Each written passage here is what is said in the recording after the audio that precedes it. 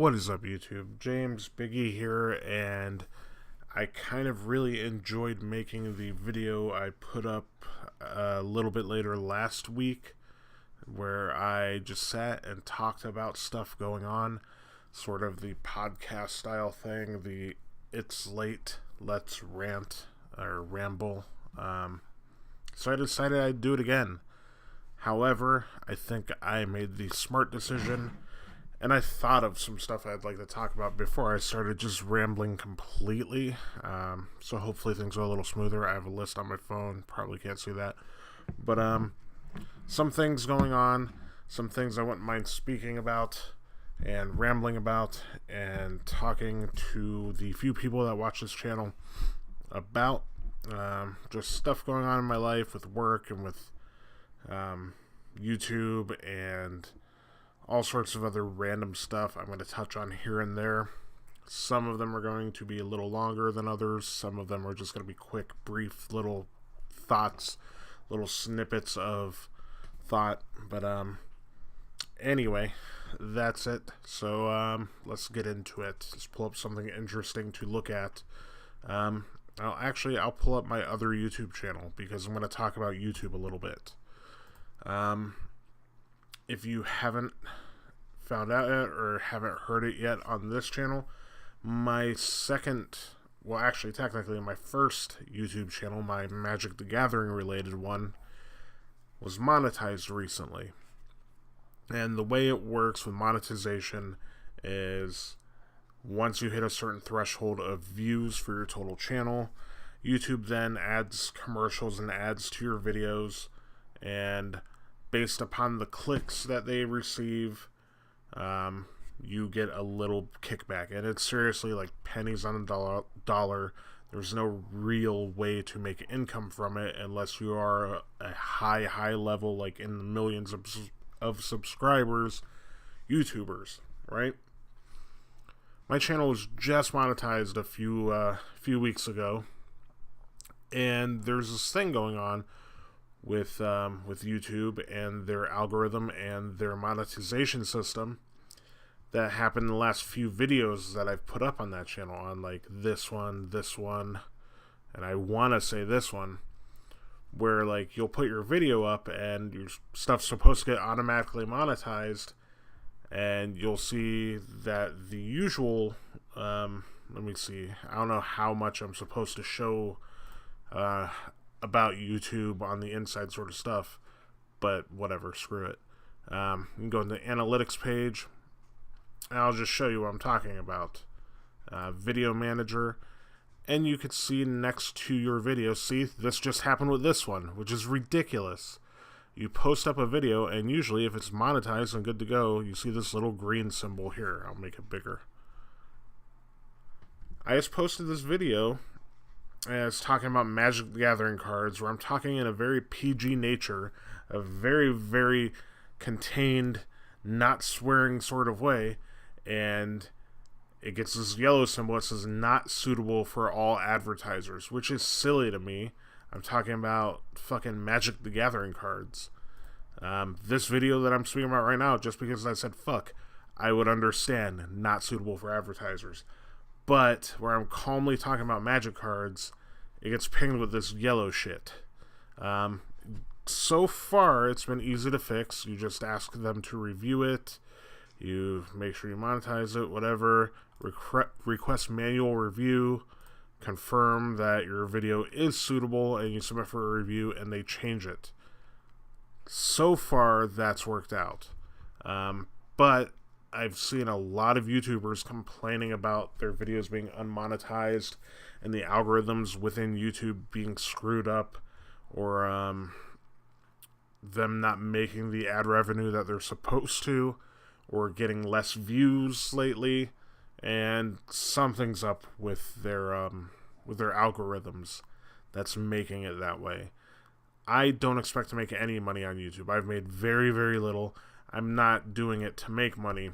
However, I feel like I've made the accomplishment of getting my channel to that point, and if I can make a few pennies off of it, and all I have to do is continue to make content to do so, I feel like I should be able to do that fairly easily without having to jump through hoops or having no actual reason given to me as to whether or why exactly my videos were unmonetized and whether or not this is going to continue. So that's obnoxious, but it's a thing that happened. So on the YouTube tip, on this channel specifically, I am nowhere near getting monetized. We're just at 27 subscribers. The view count's pretty modest. We're at 1,354 views, which is great to me. Like, I'm thankful for every single view that I get on this channel. But to get monetized or whatever, you have to hit 10,000 views total. And I'm way, way away from that. I'm literally like just over 1/10 of the way there. But I'll slowly get there. I don't really mind it. It keeps it kind of casual for me. It keeps it where I don't feel super obligated to push content out as much as possible. But either way, that's all I got on the YouTube stuff. Outside of the fact that I'm really enjoying making videos, and I think this style of video for me, doing this sort of podcast thing for this channel, may become the sweet spot, because it's so far the content I've enjoyed the most, because it's flexible, it's open. I was doing the series of videos where I was trying to kind of do this, like, the unpopular opinions videos. Those videos are a lot of fun and open up a lot of conversation and stuff, but, like, it's tough because I like shit that people like, and so it's hard to come up with this contrarian, against the grain, unpopular opinion sort of thing every single week. And I tried for a while, and it got hard. So, when I can think of a good one of these, I will absolutely do it. But it's easier just to talk about stuff going on and whatever, and just keep it fun, and just treat it like a podcast. Because I've always enjoyed podcasts myself as somebody who listens to a lot of content. And I've always wanted to try it, and this is my way I'm giving it a test and trying it out. Okay, moving on. Let's see. Brand New put out a new album. I love the band Brand New. I have ever since, like, Your Favorite Weapon and, like, Jude Law and A Semester Abroad, when it was very pop punk and just fun punky music, and they changed and turned into something much deeper, much more serious, and they put out an album without really any warning. I didn't hear any hype about it or didn't know much about it until it came out, and I saw people post about it, like, wow, there's a new Brand New album and it's amazing. It's called Science Fiction, and I listened to it for the first and second times today, and holy shit, it's incredible. That album is probably one of the most immediately great albums right out the gate. There's no sort of, like, oh, let me try this out, let me see what this sounds like. Oh, this is neat. I could probably get into this if I try, if I listen to it a few more times or whatever. Immediately, from the first track, I found myself like, holy shit, this is fucking good. Like, this is immediately going to be one of those albums that sticks with me for years, probably for my life. And probably can say the same for a lot of people.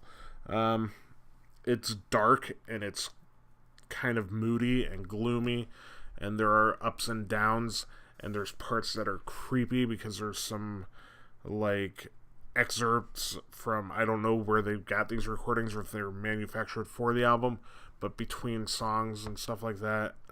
Album's called Science Fiction. I don't know if I mentioned that already, but god damn it, it's good. It's actually incredible. Brand New is one of the few bands that, like, comes out in a time where there's a period of music that is very much a product of its time. Like, that genre of music lives in that time and eventually falls out of favor or becomes like a fallen trend. It's trendy at one time and kind of falls away, and there are certain bands that stick around and transcend that and improve upon that and stand the test of time and have this longevity about them where they're kind of timeless and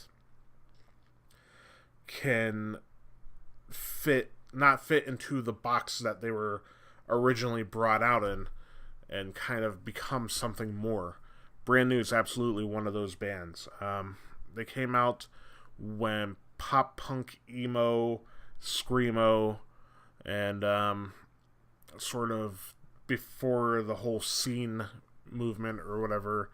Not that it was really a movement, more so than people dressing silly and listening to bad music. But during an era when a lot of stuff went the route of sounding very similar and very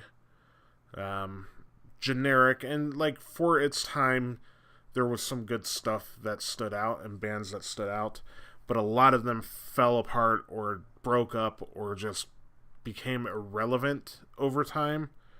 And Brand New kind of broke the mold and went forward and released like 3 more great albums after like their biggest hit album of that era, Deja Entendu. They put out 3 albums that have all been incredible and are something more mature than that sort of sound. Other bands that have done that in the past, the Deftones. Deftones came out when nu metal was sort of becoming a popular thing in the mid to late 90s.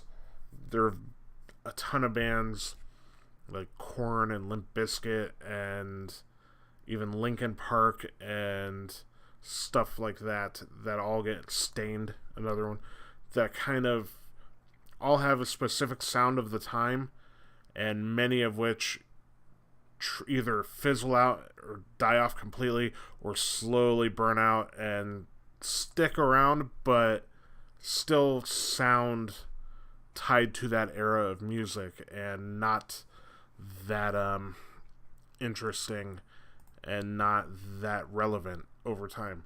Deftones transcended that. They worked their way out of the nu metal genre pigeonholing and made countless albums that have all been pretty good, to great even, after that era. Brand New, same sort of thing. They became bigger than the genre, better than the genre, and really just fucking kill it on this album. If you haven't listened to it and you've ever liked Brand New, or you're maybe not into them or haven't checked them out and you want something different and good to listen to, that's deep and artsy but not like pompous or arrogant sounding, or not too out of left field where it's unlistenable or noisy, check out this album. There's the album art. You're probably not going to be able to see it on my phone, or here, I'll pull it up here. Just so you know exactly where to go to find it.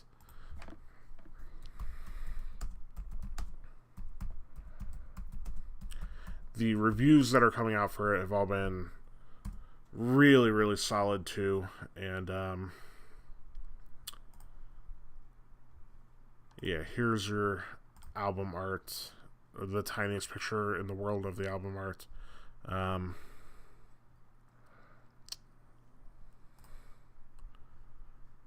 There you go. Science Fiction by Brand New is an amazing album. I recommend it highly. I'm going to probably annoy the shit out of everybody around me by listening to this album over and over again for the next 6 months. So I apologize ahead of time to the people that I know personally, but get used to it. It's fucking great.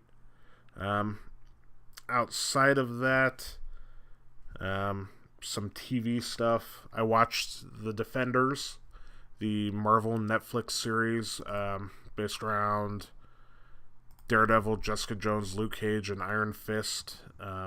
all the previous Netflix shows from Marvel. And it was good. It was a lot of fun. It was pretty entertaining all the way through, not boring. There was really great moments, but there were parts of it that fell a little flat, and I think it fell just short of being great. Like, it just needed something more to make it great. The trouble is Iron Fist is terrible. It's hard because I really want to like that show, like Iron Fist, his solo show. I really wanted to like it. I really wanted to like Finn Jones as Danny Rand, and it's just become totally short. Sorry, there's magic cards here. I made a magic video before this. But yeah, Defenders, like Danny Rand and Iron Fist stuff is the worst of it, and there's a lot of that in there. So that's hard. The villains kind of fell a little flat. The stakes never felt as big as they did in Daredevil season 1 and 2, or in Jessica Jones, or to a lesser extent Luke Cage, because I think he had the worst of the villains, but the best, like, feel for his show. But the Defenders, it was really good. It's entertaining, and I'm super excited to see where they go now that it's done. The Punisher teaser looked great. Still, definitely watch it. I totally recommend it. If I was the sort to rate things on a scale of 10, or in a like grade school sort of scale, I would probably give it a solid, let's see, if Daredevil season 1 is an A+, and Iron Fist is like an F or a D-, I would give this one a solid C+ to B-, probably a B-, or on a scale of 10, like a 7.5. It was good. But beyond that, let's see. Trying not to go completely in order here or whatever. Alright, let's talk about Cartoon Network. I am not a massive Cartoon Network guy. Like, I don't follow and watch all the shows that come out on it. But one of those shows came out a handful of years ago, and it really, really hooked me in, and I fucking totally fell in love with this cartoon, as it reminded me of all the things I loved about cartoons in the 90s, and it just hit me with this sort of hard nostalgia about how things used to be put together and written and made in the 90s, specifically like the old school Nickelodeon cartoons like Rocko's Modern Life, stuff like that. And the cartoon I'm talking about on Cartoon Network is Regular Show. That show's fucking incredible. It's one of the best cartoons to come out in the last 10 years. I know everybody is super hyped on Rick and Morty, which is good. Like, I like the bit of Rick and Morty I've watched. But Regular Show, head and shoulders, stands above it and anything else that's come out in the last decade at least. And that show ended. It got canceled. And I know this is kind of old news, but I didn't have a YouTube channel when it happened to talk about it. Cartoon Network has a habit of canceling cartoons early or ending shows that are popular before their time. I think this was a combined effort between Cartoon Network and the creator of the show, J.J. Quintel. It had 7 or I believe 8 seasons, all of which were great. So it had a good run, but I missed that show a lot already. And since it was canceled and since it was taken off the air, they haven't aired a single episode on Cartoon Network itself. So you have to go online to Hulu or to YouTube even to find the show. And that's sad that something helps bring your channel back and revolutionize your viewership and your channel for a time period, and then you just distance yourself from it. Cartoon Network did this with the Teen Titans. They did it with the Green Lantern animated series, which if you haven't seen that, go watch that immediately. It's amazing. The show, I believe, Beware the Batman, if I have that correct. It was another Batman cartoon that was CG animated. Ended really, really early after a huge response. So they have a way of butchering good cartoons and pandering and catering to shitty ones, and that sucks. But regular show's dope.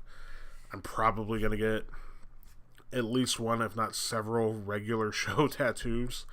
Me and my girlfriend Allison spoke about getting a matching tattoo of the geese from regular show, which if you've seen the show, you know what I'm talking about. Because I call her Goose for whatever reason. It's just something I do. And she's came home from work the other day and was like, you should get a goose tattoo. We should both get goose tattoos. And I was like, why? She's like, because you call me Goose. I'm like, yeah, I get it, but like, you don't call me Goose. So, and she's like, no, it would be cool. I was like, I would get a goose tattoo. Fuck it. It sounds cool. Like, I'm cool with that. And then I was like, wait a minute. We have to get these geese. Zoom back out. Specifically. Yeah. The geese from regular show, which are fucking hilarious. So this might happen. That's how much I love regular show.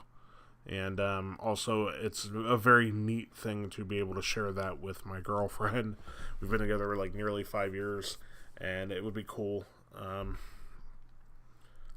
clearly not going to get hers or anybody's name tattooed on me, but I'll totally get this little inside joke thing with her as a symbol of our relationship, and also a hilarious and dope regular show tattoo. Speaking of Allison, girlfriend, me and her are going on a sort of 2-day, I don't want to say vacation, because we're going to St. Petersburg, Florida, but we're going on a 2-day little get the hell out of this town and go take a break from work and from responsibilities and shit sort of trip to downtown St. Pete. We're staying in a nice hotel down there. We're going to do some stuff and have some fun. I think we're going to go to the Dolly's... I can't fucking talk this late. We're going to go to the Salvador Dali Museum. And for the first time, I've never been, and it's stupid. I'm a tattoo artist. I love the art of Salvador Dali. And it's irresponsible that I have not been for so long, and it's been like an hour and a half away from me for like most of my life. So we're gonna hit up the Dolly and probably eat some food locally, go to some local restaurants, probably maybe go bar hopping or something. I was trying to convince Allison to go to a baseball game. We'll see.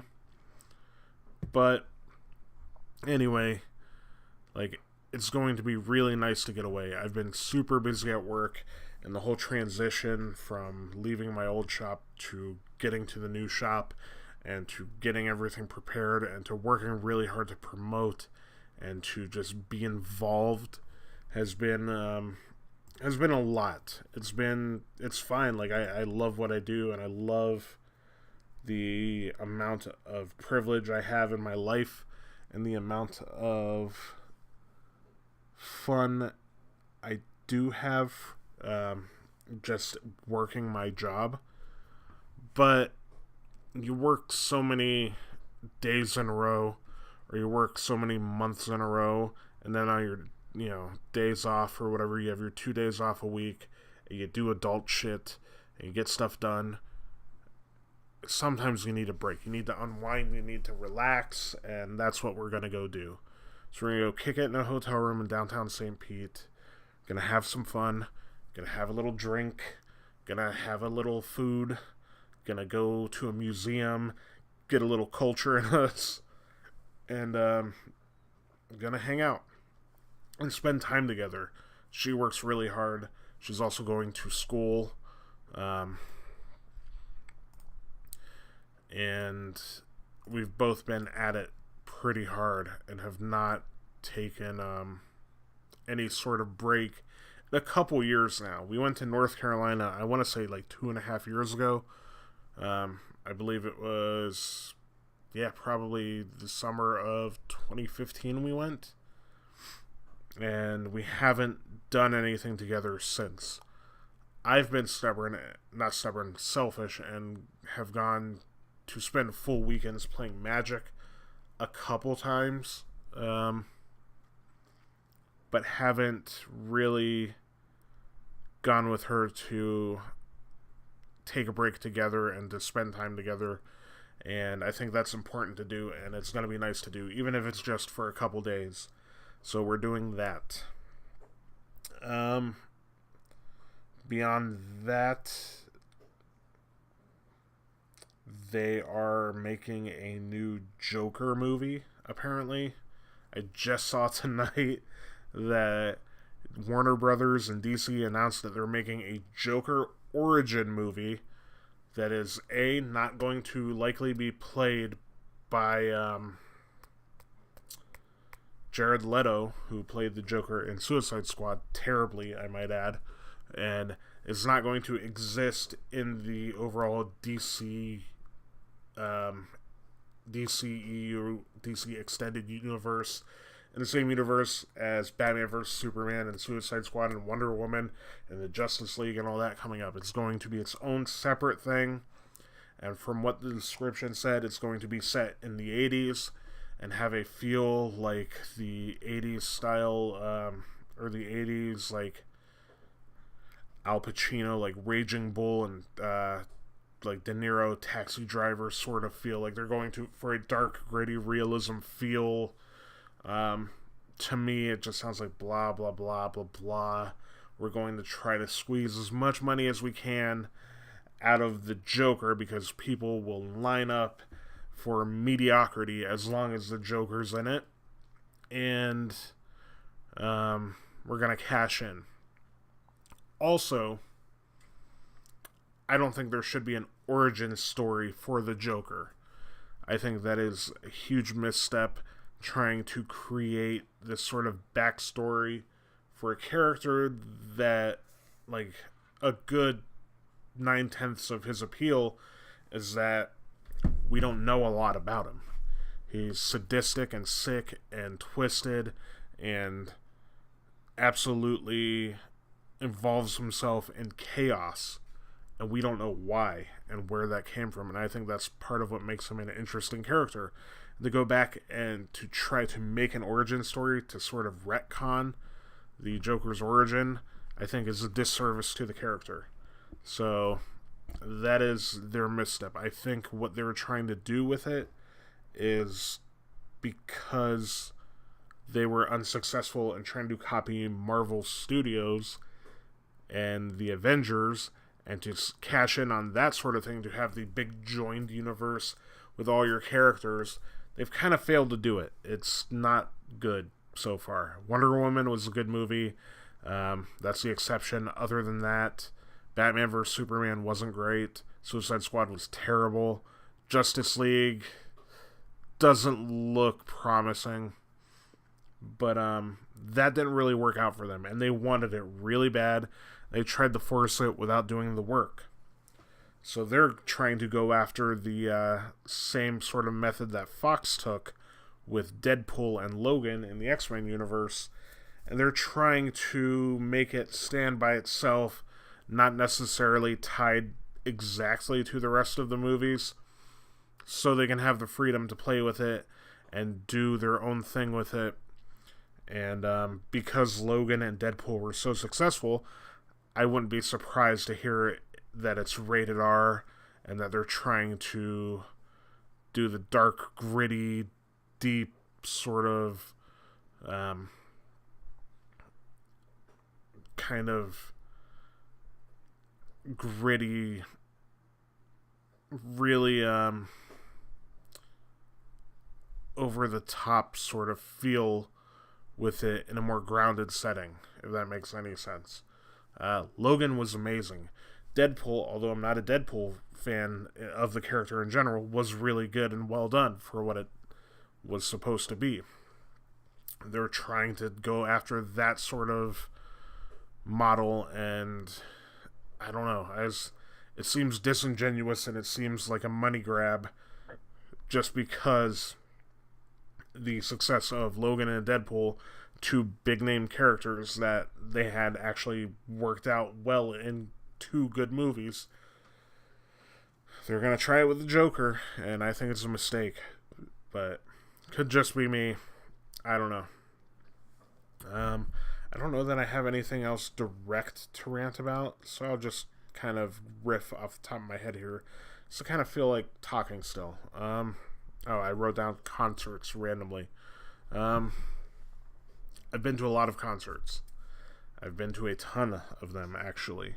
And in my old age, at the ripe old age of 31, I haven't gone to nearly as many as I used to. And that is because I kind of burnt myself out on seeing a lot of bands live. And so for me to want to, A, take time off of work, B, spend money, and C, actually drive out to see a band live, they have to be something special and something relevant or something I really care about. The last show I went to see was, I believe, Sage Francis at a local brewery in Dunedin, Florida. And it was great. It was a ton of fun. I love Sage Francis. That's the sort of dude I would go and take the time to go to see at a show. Before that, it was Atmosphere. And before that, it was Astronautilus. I go and see a lot of indie hip-hop shows. I've seen Atmosphere like 6 or 7 times now. Beyond that, there have been bands that have evaded me. And going back to Brand New, I was talking to my buddy Nick, and he was like, dude, you have to go see Brand New live. Have you caught them yet or whatever? I was like, no, I haven't. They've been one band I've been into for a long time that I never happened to see live. So I'm going to try the next time they tour nearby Florida, and I'm going to hopefully catch them. And they're on the list. There's a list of bands that I haven't seen that I really fucking need to. Brand New, Tool is another one. Bad Religion has really been tough for me to actually go see all these years. I'm a huge Bad Religion fan and still have never had an opportunity to see them. Those are 3 of the biggest ones. I never got to see Pennywise, although I'm not as into them now as I was when I was much younger. It would still be really cool to see them. I would like to partake in the Bro Hymn live. But, yeah. The next concert I actually am going to, I have tickets to already, is Between the Buried and Me. And they are touring for the 10-year anniversary of their album Colors, which A, makes me feel old as fuck, but B, makes me feel like it's a super awesome, like, one-time tour that they're going to do, and I absolutely had to go, because that album's incredible. It's one of the greatest metal albums of all time. I don't care who you are, that album's fucking great. Yeah, so I'm going to see them in October. That's one worth getting off my ass and going out to see. Aside from that, I don't know. We'll see who comes through town and what's going on, and if anybody else worthwhile comes through, I'm sure I'll give the effort to go see them. Maybe. I don't know. It's hard. When you're younger, you want to go to all these shows, you want to hang out with your friends, you want to fucking get sweaty and move around and shove around and get jumped on by people and have a good time and bro down. And at a certain point, I was going to a lot of hardcore shows. Every hardcore show I go to, I get in some sort of fucking conflict, whether it's a fight or whether it's like a sort of like fuck these idiots sort of vibe.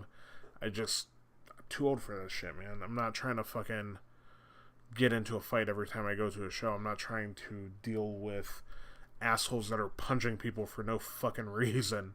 And I get it. Like, everybody argues like, oh, well, don't come to the fucking hardcore shows if you can't fucking handle it. And it's not that I can't handle it. I just don't fucking want to. I want to go see bands that I enjoy the music, and I want to experience that music live. I don't want to fucking experience that music while getting punched in the head by some fuckbag who thinks it's fucking funny to swing on people on the edge of the crowd, not in the pit. That whole thing's a very immature scene to me anymore. Moshing and shit, it's overrated. Oh, I fucking totally forgot. The last concert I went to, I totally fucking lied. I went to see Iron Maiden. It was dope. I can't believe I actually fucking spaced on that. Anyway, yeah, like, the whole hardcore scene and stuff, and, like, really caring about the scene and whatever, it's become sort of lost to me. Like, I'm not that guy anymore. I can't fucking put the effort in to listen to all these bands all the time, and to go see them live, and to be active in the local scene, or in the show scene, or whatever, the hardcore scene. It's not me anymore. It never fully was. I loved going to shows. I've gone to so fucking many. I've always had a blast, but it's tough. Like, you've got to have a real fucking good band, a real good fucking, like, good show, and a good band I care about to get me out there. Maybe it's just my old guy talking, but, you know. Beyond that, that's it. I've just been working. I've got a bunch of drawings to do for upcoming tattoos and stuff. Shop's going well. Everybody's doing really well. We're moving along, man. It feels weird to be in this shop, and, like, going into it, I was fucking fearful that, like, the new shop wouldn't take off the way it has. Like, we would have a slow start.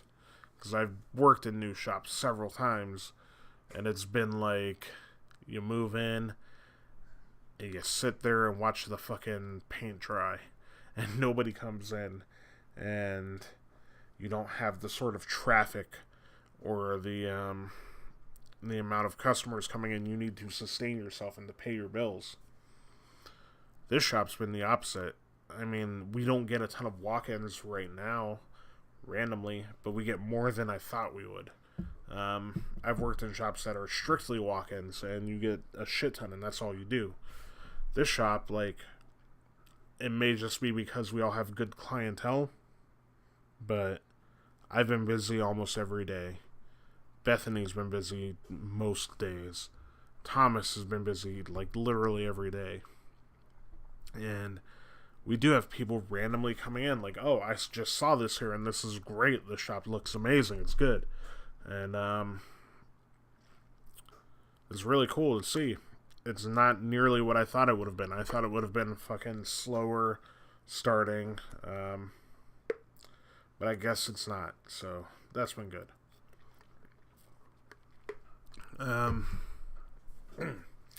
Yeah, so shop's going great. I know I keep updating about the shop. It's still new and fresh and fun and great to me, so I'm going to continue to do so. I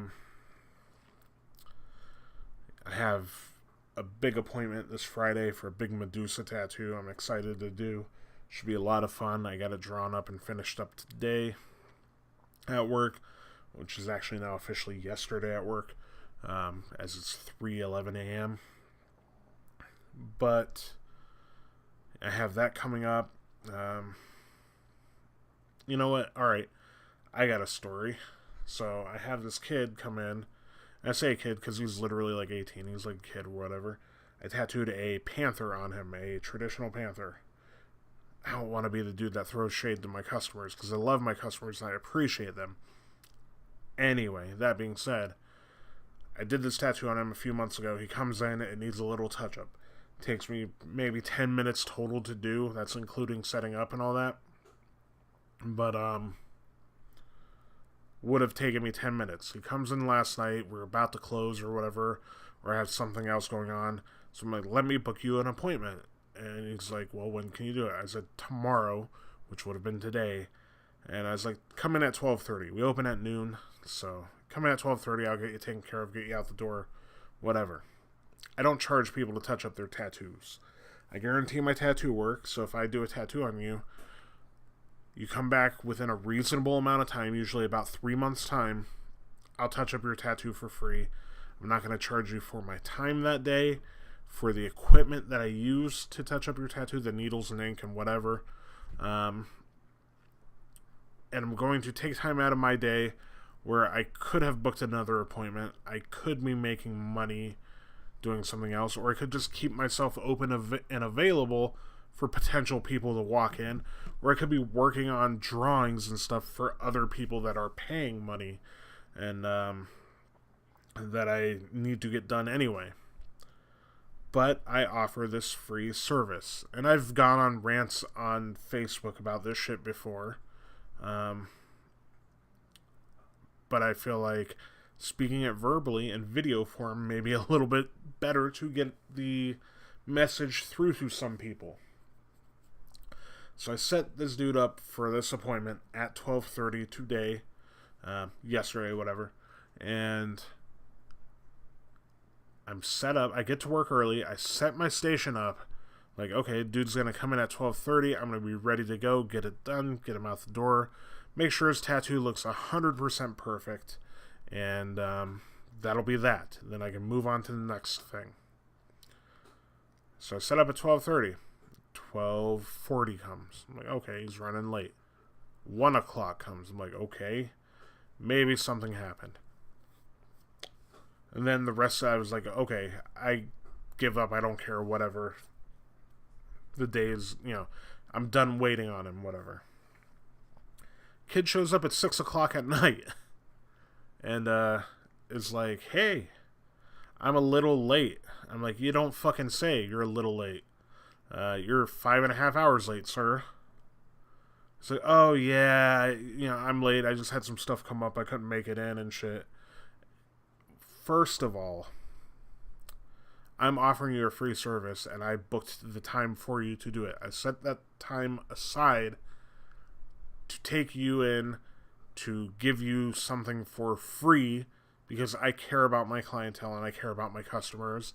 And if I've tattooed you, I care about you and I care about how that tattoo looks out there in the public. And for those occasions that tattoos need touched up, I'm always willing to book that appointment. So, that being said, this person, A, decided that my time was not important enough for him to pick up a phone and call me. Because even if it was a little bit late, even if it was like 1 o'clock and he had still not shown up, and he shot me a call at the shop, it was like, hey man, something came up, I can't make it, or can we do it later, or whatever, can I reschedule? My response would have been, yeah, absolutely, fine man, whenever you want to do it, let's go. Not whenever, because I don't do touch-ups on weekends, but I'm like, yeah, whenever, when I'm next available, I will get you in, let's book it now. So my time's not valuable enough for this kid to pick the phone up. And then he pops in all nonchalant like at 6 o'clock, like, oh yeah, my bad. I fucking, it's kind of spaced, whatever. And I'm just like, are you fucking kidding me, dude? Like, it's the most disrespect you could show your tattoo artist is to not fucking think about their time or value their time. Or, like, I don't care if you don't tip me after I tattoo you. I don't care if you call me an asshole while I'm tattooing you, because that shit hurts. I get it. I don't ask much. I ask that you do your best to take care of your tattoos, and that you show up to your fucking appointments on time. And that's whether or not you are getting a new tattoo or a touch-up. So my time wasn't valuable enough to this kid for him to pick up the phone and let me know what's up. And it also wasn't valuable enough to him where he thought he could walk in 5.5 hours late, ask if I could do it, and then kind of just shrug it off when I'm like, oh, you are late. What happened, dude? So I had the time to do the touch-up tonight. I could have. He popped at 5:45 or 6 o'clock, and I just finished up the drawing that I had to do for my Friday appointment, and I probably could have just done the stupid touch-up. I probably, in retrospect, should have, just so I don't have to waste time on another day. But the whole point of it was, he didn't fucking value my time, so I'm going to make him wait. And I booked him an appointment next Tuesday. That's it. That's his last chance. If he doesn't show up for his appointment next Tuesday, he's paying me for his touch-up. I'm not guaranteeing the work. He can pay me more money to get that shit touched up. Shop minimum's $50. I'll charge him $50 to touch up this Black Panther head that needs like a touch-up on like 2 little tiny spots. And that's all there is to it. Don't disrespect your tattooers like that. Things come up. Life happens. Like, I understand it. Every other tattooer understands it. It's not something that we fucking will hold against you as long as you let us know. Life happens. There's no two ways around it. There's no real, there's no reason to be a dick about it when something comes up and life happens. But if you show an absolute, just disrespect and just no sort of care at all for the time that the people are putting in to tattoo you and offer you something, especially a free touch-up, you don't deserve to get tattooed by them. You don't deserve to get the touch-up done. You don't deserve to take their time up that day. So this kid gets one more shot. Yeah, you only get one shot after that happens. You know, palms are sweaty, mom's spaghetti. One shot. Outside of that, guys, let's see how long we're running. I know this is a pretty long one. I know my voice sounds like shit, and I'm stumbling over words and shit. That is because it is 3:19 in the a.m., and we are at 47 minutes, so we just hit about what we did last week. I'd like to thank all of you who watched the last one. Shout out to my homegirl Jax, who watched enough of the last one to comment something relevant about it. And this is fun. I like talking, and sometimes it's easier to talk to a camera and hope some people listen than it is to try to pin down somebody to listen to you, or to let you express yourself to them in person, if that makes any sense. So thank you guys. It's been real. I am tired. This has been It's Late, Let's Ramble. I feel like I've accomplished both of those things, because it's 3:20 and I have rambled. I've rambled so much that I've stumbled over a bunch of my words, and I sound like I have a mouthful of rocks. But yeah, I might do this once a week. It's fun. So that is all I have. If this becomes a thing that I really enjoy, I may try to record this and put it up on iTunes or something. I don't know the whole process of that. But that's all I've got. So thanks. So the whole YouTube speech, like, comment, subscribe, share, whatever. This channel's not monetized, so you won't see any ads here yet. I'll link the last one and some other videos down below. And you can subscribe over there on that side in the top corner. My face will be there. And